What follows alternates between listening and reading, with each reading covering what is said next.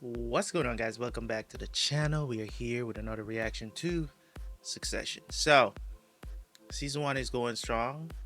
We have about I think 3 more episodes. I think we just watched 7, so got 8, 9, and 10 to go. Now I'm looking forward to seeing how things are going to develop between this family or what's going to go down by the end of season one, because there are they're falling apart. They're falling apart, and the tension between this family, man. Everybody seems like they have an agenda for themselves. Very, very selfish set of people. Very obvious. Connor is just a simp. Even if he's not, you wouldn't consider him selfish. He's such a put this particular person, or he's dating a prostitute pretty much, and trying to wife up a prostitute. And maybe you want to say he's not selfish, he's just a victim of of the going ons of Logan and his family and how he was raised. It's just a whole bunch of stuff. But other than him, everybody else seems like they're out for themselves, man. I mean, Marsha just, in my opinion, I think she just cares about Logan because she knows what she's to gain if anything should happen to him. I think she does care about him, but I think it's to a point though. In other ways, you can see that she is very loyal to Logan at the very least. But I still think that she looks out for herself. You know what I'm saying? Her son, the situation with her son and all that. So I'm looking forward to seeing how these characters develop for sure. There's so much has gone on since for these past 7 episodes. So we'll see if they got more for us, for more for these characters, because who's gonna turn over a new leaf? Are they gonna remain the same? Is this media company going to be destroyed because they can't get it together? They can't come together? Because I think if they actually came together, actually, you know what I'm saying, say, it's family or nothing, I think they would be a force to be reckoned with because they all bring something to the table. So looking forward to that. Anyways, guys, if you want to see more episodes of Succession, man, go check it out on the Patreon. By the time you guys are seeing this on YouTube, I'm probably even done with the show, so you can watch the advanced episode in one click. So just, you could do that, or we're way further along. So let's jump into the reaction, and I will see you guys right after for the review.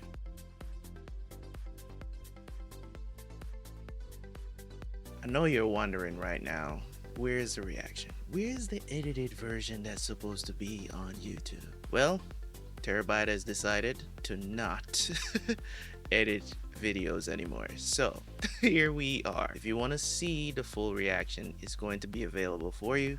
The link will be in the description, or you can go over to the Patreon as well and join for free. The full reaction will be posted there as well. So you got 2 options. Another option that you could do to help support the channel as well, you can join the Patreon as well. There is a tier there that you can watch 1 extra episode forward from these new series that are going to come to the channel. If this is the release of episode 1, episode 2 will be available on the first tier over on Patreon. And if you want to watch however many more episodes I have available, you can always join the second tier as well. And if you want to suggest any shows for me to watch, you can join the third tier on Patreon. Okay, so you have options. After this, we jump right into the review for the episode, and I expect you guys to continue to comment and like the videos just as much. Thank you guys so much. Let's get to the review. Wait, is this gonna be an orgy? No. It's a Diddy party. It's a Diddy party, dude. Yo. And the thing about it is this, bro, is that this shit actually happens. This shit actually happens. I ain't been to none, right? But this shit actually happens, man. It's people who got money, man. They have some strange desires. I'll tell you that much. They have some strange desires because it's like they feel like, and it's not even a matter of searching and they need like therapy or anything like that. It's just a matter of, I got all this money. I feel like I should be able to enjoy whatever it is that I'm into. At any time I want to do it. It's like just throw some of your morality out the door and just be engaged. I guess. Yo, it's crazy, man. Have you guys been watching the? Have you guys been listening to the Diddy trial, bruh? That dude, he a freaky ass nigga, bruh. This is not going to be an Damn, orgy. Greg. Office. Doesn't he man, run for she's that? got a That's point. usually normally I'm okay. focused on what I think this country needs to do Come on. to So move you to the have next. thought about it. Your mental and emotional state? I think about my feelings like most humans. Must be incredibly difficult for you as a person who has had to deal with rumors swirling about the state of his mental You know, health. why don't we stop playing this game of pretend sympathy? What sort of guy has a wife who kills herself? That is. You want to make this personal? Let's talk about Logan Roy, shall we? Paymaster who set you up in this hack job against me today. Oh, Senator, come If on. you look at his relationships with his family, his only daughter has come to work for me. What does that tell you Oh about a man? no, So What's he doing? you don't want to take any more questions, is that Certainly not from you. you gotta do the Trump, man. You gotta be able to stay in the kitchen and take the heat, and then rebut. You don't walk away. You don't walk out. Don't Kanye the situation, okay? Don't Kanye the situation. You got to be able to take the heat, rebut. You running for president. If you're going to run for president of the United States, my guy, right? You got to be able to take the questions, answer the questions, right? And then you'll be able. It's just like if you're not ready, if you went through a tragic situation like that, people want to hear the people that you want to vote for you want to hear about these things. How are you under pressure?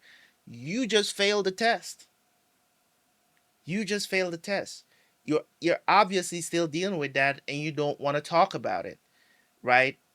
And you don't want anybody to ask questions about it, right? So obviously, you're probably not over the situation, right? You're probably not over it or you're over it and don't want to talk about it, right? Either way, you're screwed because you still didn't answer the question because you might not think it's relevant. You get what I'm saying? But it is. In politics, all of that, your mental state, your family, everything is, you know what I'm saying, out in the open for people to question you about how you handling this, and you should have gave a dignified answer, right? You could have said, "Hey, I'm still dealing with that, of course, but that is one of the main reasons why I decided to run for president is because I went through this situation and seeing how I've been handling this situation. There's nothing that you can throw at me in high pressure situations that I would not be able to handle. Because if I can handle that, the passing of my wife and the way of how she passed, right? You put anything in front of me and making a decision, I'm gonna have a cool, calm, and collected mind to handle those situations. If you had said something like that, it put people at ease and then we can move on to the next things. But you didn't answer it. You got up and you walked out. You failed the test. Doesn't matter if you're in enemy territory, right? Doesn't matter. You gotta show up and show out, right? And don't. I'm not saying you can't get irritated or frustrated at the questions or whatever, or the way other person is interviewing. I'm not saying you can't get, but you can't react like this. You can't have a visceral reaction to it like this because I'm not saying that you won't still have people that is going to vote for you. The problem, the biggest thing, and the reason why Donald Trump won the election by a landslide is because of how he handled things, right? Is because of how he handled interviews from the opposition, from the people on his side as well, showing how the type of person that he is. He stood 10 toes down on a lot of issues and stuff like that. Meanwhile, Kamala Harris was just all over the place, right? And worried about stuff that no that the majority of the country was not worried about, right? So what I'm trying to say is that he failed the test. He failed the test. What if Donald Trump had just walked out of all the interviews? No, you gonna give it to me, I'm gonna give it to you back. That was his thing, right? I'm gonna answer your question. I'm gonna answer it. If you're an asshole of a reporter, I'm gonna tell it to your face that you're an asshole, right? It's real simple, right? So I love it, man. I love it. This show really brings out a lot of stuff, brings out a lot of discussions. I like it. All right, so this was an interesting episode. Very interesting episode, to say the least, right? It's a lot of stuff that happens in the show that I would love to talk about extensively, but then, we would be sitting here for hours and hours and hours. So I'm gonna keep it short. We know what's happening, right? Shiv is in a very particular situation because she, in my opinion, she's betting on the wrong horse. And I get it. Sometimes, kids want to rebel based on how their parents treat them and how and these different things. I'm not saying that she should run back to him, tail between her legs, but I'm saying though, why go against your family? Sometimes you got to deal with the bullshit in your family. You know what I'm saying? Just because they're family, you know? And the people that you're closest to are the people that you're going to have the most arguments with, the people that you're going to have the most fights with, right? That you're going to have disagreements with. That's family. It's going to be mostly a beautiful thing, and sometimes it's going to be a very ugly thing. And that's just what it is, right? So I still don't like the fact that she's going against her family. Kendall is doing the same, and Roman is trying to make his papa proud, right? No matter the verbal abuse, no matter no matter what it is, right? He'll take it because he feels like Logan has faith in them, which really and truly he doesn't see that. Logan really doesn't give a damn. He's just like, Logan is just sick and tired of all these niggas, right? I'm just saying though. But I see what Connor said to Kendall. What Kendall is trying to pick up from that is that, in a way he's always been the dark horse. Is just like punish the weak so that the other ones can fall in line in a way. And he maybe feels like he's the weak that's being punished at this current time, right? So, or he could be thinking that he's punishing Roman as the weak and send him, Kendall, away, which is, the firing of him. But him joining up with Sandy and Stewie, I'm ready to see how this is going to play out, because I still think that Logan will come out in the end. For some reason, he's doesn't seem like the type of guy that's going to get, blindsided by any of this. Like,